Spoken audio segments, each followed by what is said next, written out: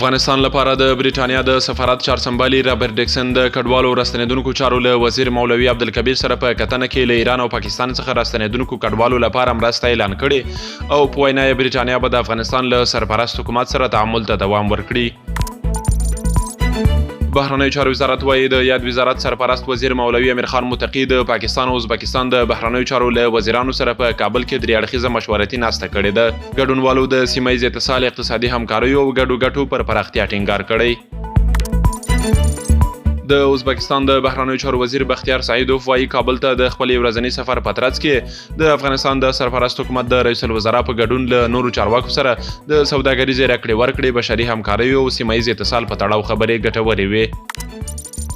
د قانون او پټرولیم وزارت وایي د تخار په چایاب ولسوالۍ کې د سرو زرو یو کان د لومړي بلاک د کیندنې او پروسس چارې پیل شوې.